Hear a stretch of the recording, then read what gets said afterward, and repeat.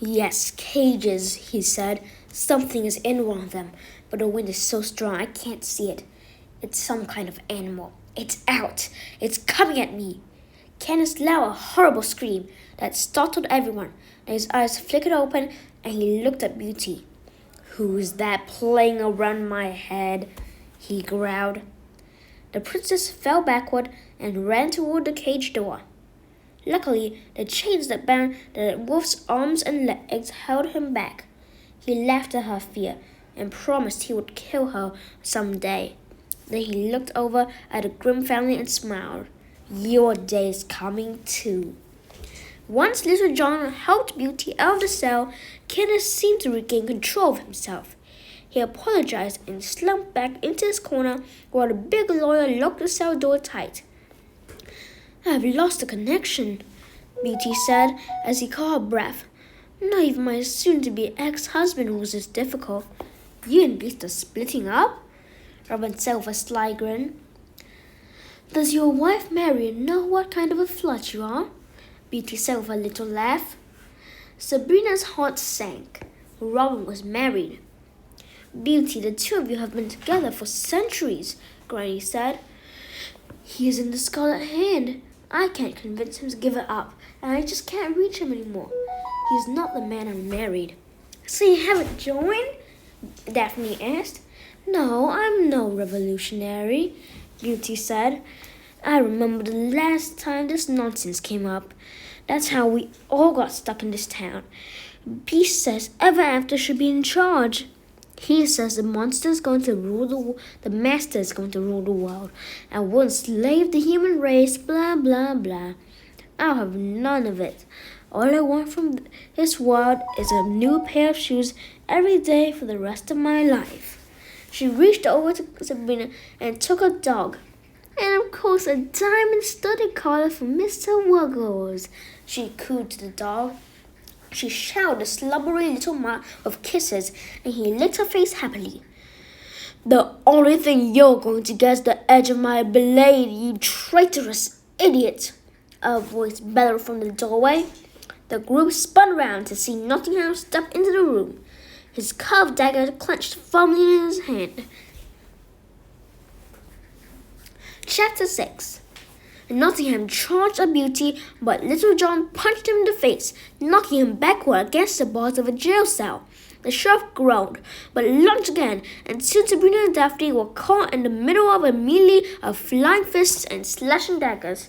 Sabrina snatched her sister by the arm and fought her way out of the chaos until they joined their grandmother. Bartle, Beauty, and Mr. Wuggles huddled in a corner. Soon, the lawyers had managed to subdue the evil sheriff. They had him flat on his back while he kicked and cussed at them. Sabrina rushed over to help, grabbing Nottingham's flailing leg and holding it down.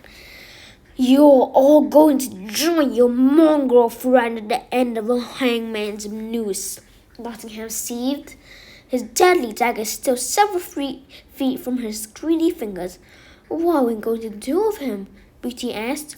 He'll tell everyone I was helping you.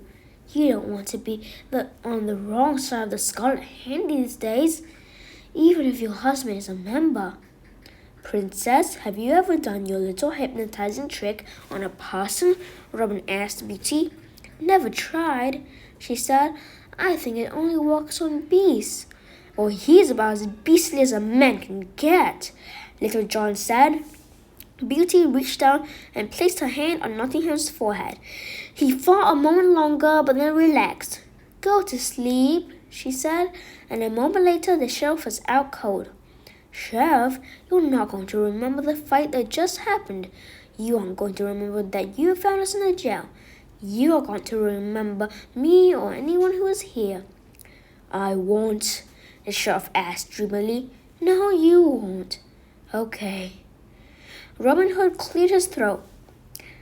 I saw a hypnotist plant a secret message in a person once.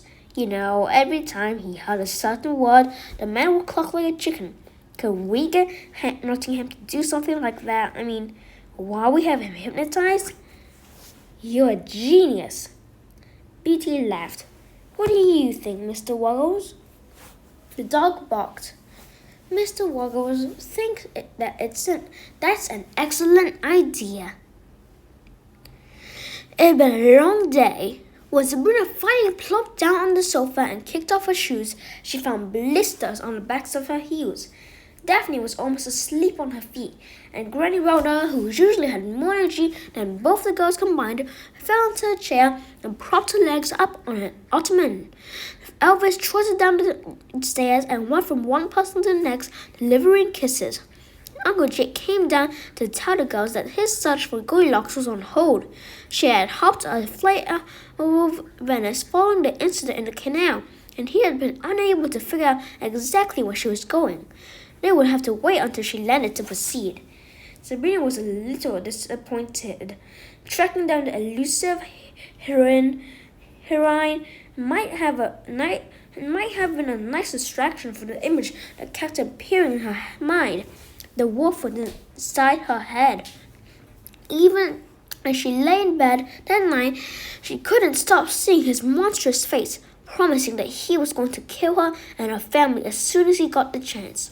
She remembered his smiling eyes.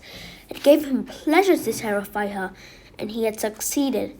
She wanted to talk about it with someone, anyone, but when she had mentioned Mr. Candace's lack of control to the rest of her family, she had been punished. No one wanted to see him for what he was. Sabrina turned to her sister.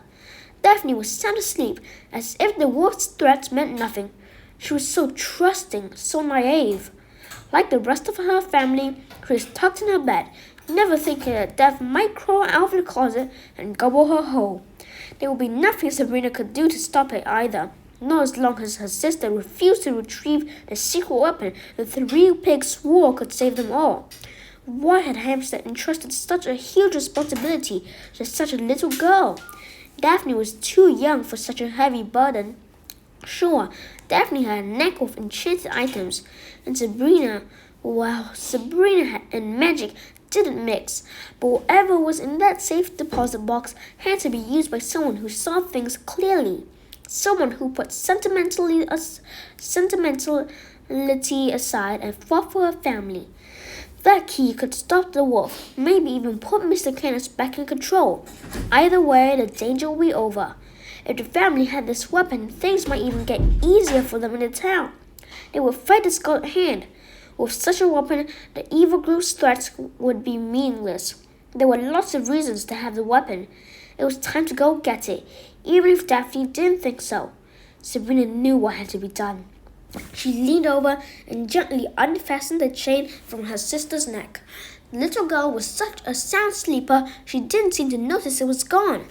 Sabrina held up the key and studied it, imagining the possibilities.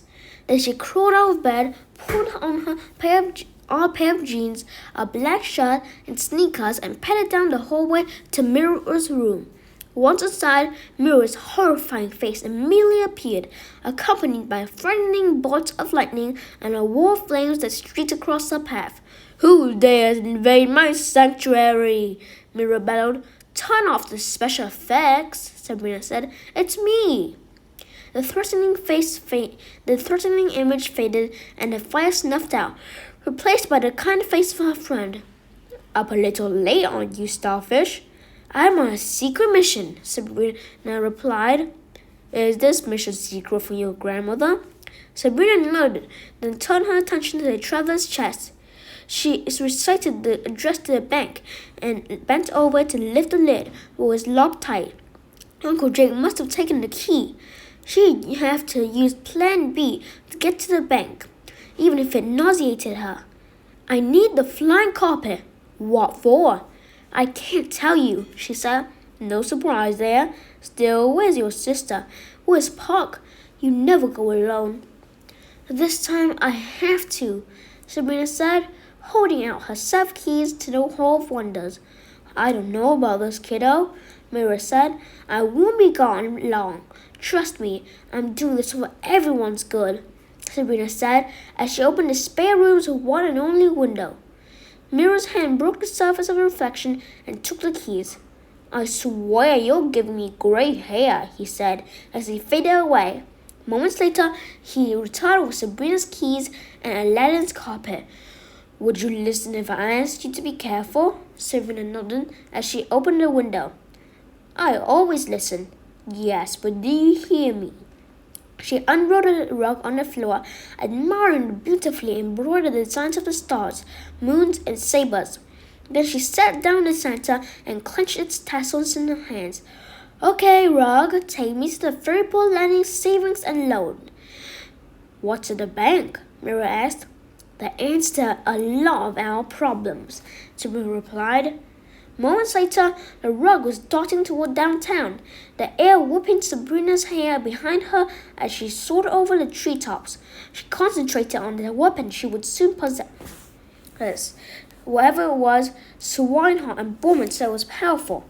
If it helped 3 out-of-shape piggies be a monster, it might just be what her family needed. She clutched Daphne's little key in her hand and imagined what might be inside the safe deposit box. Perhaps it was a bazooka or a laser gun or some kind of device that fired lava. Soon the bank came into sight and the little rug floated to the ground. It landed on the deserted sidewalk in front of the building. Sabrina glanced around, careful that no one was watching as she stepped off the carpet. It automatically rolled itself up and Sabrina stashed it behind a nearby bush. The streetlights that once illuminated the quaint neighborhood were black and burned out. Fairyport Landing's main street had never been Broadway, but now it seemed desperately lonely. With the coast clear, she climbed the steps of the bank. Before she tried the door, she noticed a sign that read closed. Sabrina could have kicked herself. Of course the bank was going to be closed. It was nighttime. Her over-eagerness to retrieve the weapon kept her from thinking clearly. Now what was she going to do? She couldn't go back home and try during the day. Her family was always around, and Daphne would notice that the key was missing. She sat down on the stoop, contemplating her limited choices, when a crazy thought popped into her head.